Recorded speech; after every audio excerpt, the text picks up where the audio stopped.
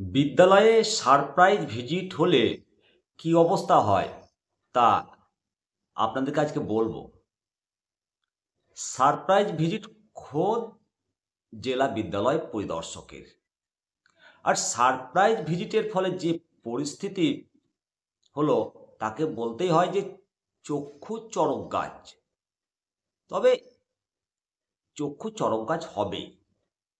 কেন এরকম পরিস্থিতি হচ্ছে সেটাও আমি আজকের এই প্রতিবেদনের শেষে ব্যাখ্যা করব।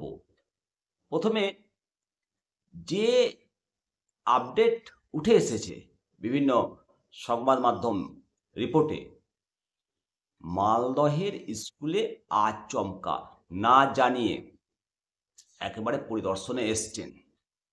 আর বিদ্যালয় পরিদর্শনে এসেই 10 জন শিক্ষক অনুপস্থিত। আবার কোনো রকম ছুটির দরখাস্ত না দিয়েই তারপরে একাধিক অনিয়মের ছবি স্পষ্ট।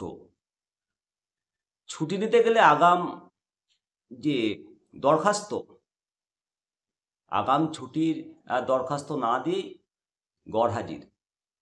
মিড ডে মিলে অনিয়ম, ইচ্ছামতো শিক্ষকদের হাজিরা, বেজায় ধমক খেলেন বেচারা ভারপ্রাপ্ত প্রধান শিক্ষক। বলতেই হয় সারপ্রাইজ ভিজিট বা ভিজিট এগুলো নিয়মিত করা দরকার। তাহলে প্রশাসন, শিক্ষা প্রশাসন যদি ঠিকঠাক থাকে তাহলে বিদ্যালয়গুলো একটু টাইট থাকে। একথা বলতেই হয় যে পশ্চিমবঙ্গে বেশিরভাগ বিদ্যালয়ে প্রধান শিক্ষক নেই, ভারপ্রাপ্ত দিয়ে বিদ্যালয়গুলো চলছে। প্রাথমিকে নিয়োগ হয়েছে প্রধান শিক্ষক, কিন্তু আপার থেকে উচ্চ মাধ্যমিক বিদ্যালয়গুলোতে প্রধান শিক্ষক প্রচুর ভ্যাকেন্ট আছে। আর ভারপ্রাপ্ত মানে ভারাক্রান্ত। আসলে সহকারী থেকে কেউ একজন সিনিয়র শিক্ষক, টিচার ইনচার্জের দায়িত্ব অর্থাৎ অ্যাক্টিং প্রধান শিক্ষকের ভূমিকা পালন করেন।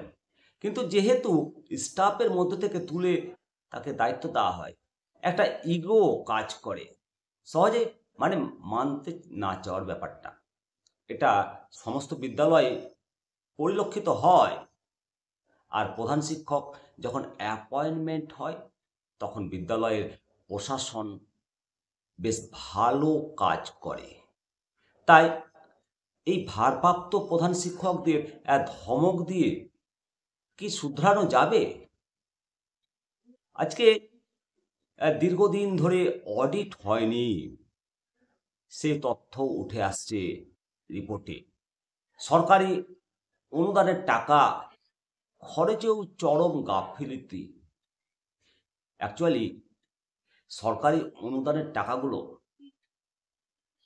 খরচ করতে গেলে ঠিকমতো রেজিস্টার মেনটেন করতে হয়।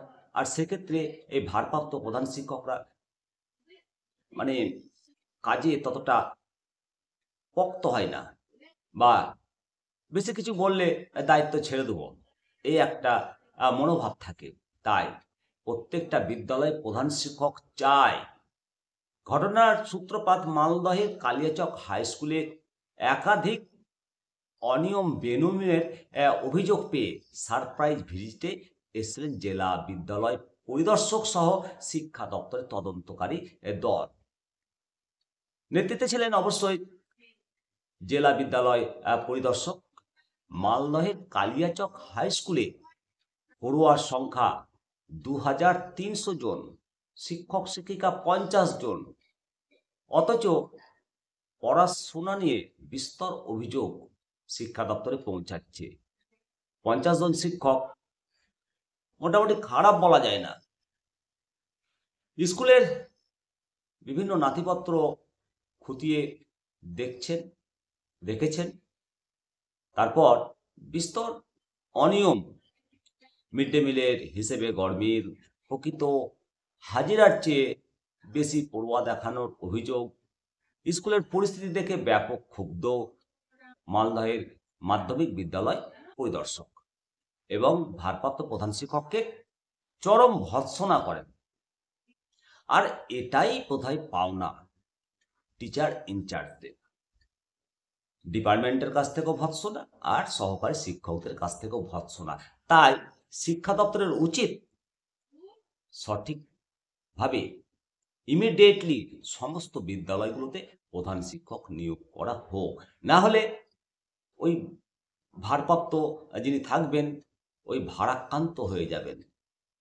স্টাফের গঞ্জনা আর শিক্ষা দপ্তরের গঞ্জনা, আর প্রধান শিক্ষক, হেডমাস্টার, হেড টিচার হেডেক থাকবেই।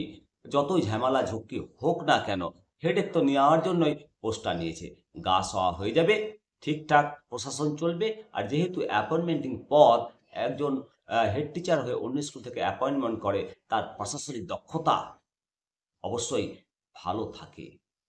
আর জেলা বিদ্যালয় পরিদর্শকরা যখন এসে দেখলেন পরিদর্শনে যে ছুটির হিসেবে বিস্তর গলমিল, শিক্ষকরা যে যেমন পেরেছেন ছুটি নিয়েছেন।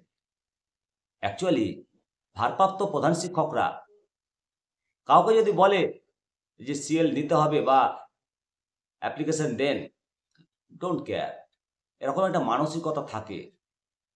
আর সব প্রথমে বিদ্যালয় চালাতে গেলে বিদ্যালয়ের পরিবেশটাকে তো শান্ত রাখতে হবে। নিজেদের মধ্যে, স্টাফের মধ্যে আবার গন্ডগোল লেগে যাবে, এই একটা ভয় থাকে।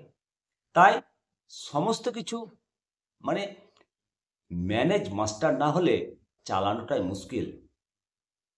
তাতেই বোধহয় 10 জন শিক্ষক ম্যানেজ করে বিনা অ্যাপ্লিকেশনে, উইদাউট অ্যাপ্লিকেশনে ছুটি ভোগ করছে। তবে সব কিছু তো গ্রামবাসীর বা অভিভাবকদের চোখ এড়ায় না। তারা কমপ্লেন করেছে, বেশ করেছে। অভিভাবকরা যদি সজাগ থাকে তাহলে প্রত্যেকটা শিক্ষা প্রতিষ্ঠান ঠিকঠাক চলবে। তবে হ্যাঁ, অভিভাবকদেরকে মাঝে মাঝে বিদ্যালয়ে গিয়ে পড়াশোনাটা কেমন হচ্ছে এটা জিজ্ঞাসা করা অবশ্যই কর্তব্য। তা না করে অভিভাবকরা বলেন মিড ডে মিল তরকারিতে লবণ নাই, ঠিকমতো সবজি হচ্ছে না, খাওয়া দাওয়া হচ্ছে না ঠিকমতো, এইসবই বেশি জিজ্ঞেস করে। আমরা যখন হোস্টেলে পড়তাম ওই শুধু ঢ্যাঁড়সের তরকারি আর আলু, তাছাড়া কিচ্ছু জুটতো না ভাগ্যে। খাওয়া দাওয়া নিয়ে কেউ কোনো দিন প্রশ্ন করেনি। আর এখন সরকারি বিদ্যালয়গুলোতে মিড ডে মিল একটু 19-20 হলেই একেবারে ছেড়ে কথা নয় অভিভাবকদের।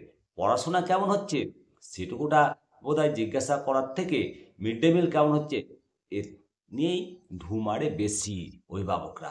তো যাই হোক, এই 10 জন শিক্ষক যারা বিনা মানে অ্যাপ্লিকেশনে ছুটি ভোগ করছেন, অবশ্যই তাদের মনে রাখতে হবে যে আমরা শিক্ষক, শিক্ষকের কাছে সমাজের অনেক কিছু প্রত্যাশা, অনেক কিছু আশা করে। আর আমরাই যদি সেই প্রত্যাশা পূরণে ব্যর্থ হয় তাহলে উত্তর দিতে পারবো কি সমাজের কাছে? দর্শক অবশ্যই আপনারা মতামত দেবেন। আর এই স্কুল পরিদর্শন করতে এসে ডিআই সাহেব তো বকাবকি ঝকাঝকি করেছেন, আর ছুটির কোনো আবেদনপত্র দেখাতে পারেননি। প্রধান শিক্ষকও ভারপ্রাপ্ত প্রধান শিক্ষক সদুত্তর দিতে পারেননি। পরে শিক্ষকদেরকে নিয়ে বৈঠক করে বেশ করে সতর্ক করে দিয়েছেন। পরবর্তীতে ভুলভ্রান্তি না শোধরালে কড়া ব্যবস্থা গ্রহণের হুঁশিয়ারি দেওয়া হয়েছে। যদিও ভারপ্রাপ্ত প্রধান শিক্ষক উনি বলেছেন যে আচমকা ডিএফ সাহেব এসেছিল, শিক্ষকদের ছুটির পদ্ধতিগত ভুলের কথা বলা হয়েছে, সমস্ত ত্রুটি শুধরে নেওয়া হবে। একেবারে শিক্ষক সুলভ আচরণ নিয়ে ম্যানেজ করে বিদ্যালয় পরিদর্শনের বার্তায় ফুটে উঠেছে এই মানে যে ভারপ্রাপ্ত প্রধান শিক্ষক যে বক্তব্য রেখেছেন। অবশ্যই মাস্টারমশাই জানেন অনেক অনেক লোড নিতে হয়। টিচার ইনচার্জ অ্যাক্টিং প্রধান শিক্ষক, এদেরকে প্রচুর কাজ করতে হয়, বিনিময়ে তো একটা টাকাও পান না সাম্মানিক হিসাবে। আর মিড ডে মিল নিয়ে বলতে গেলে তো 5 টাকা 45 পয়সাতে চলে মিড ডে মিল। হাই স্কুলের ক্ষেত্রে সামান্য কিছু বেশি।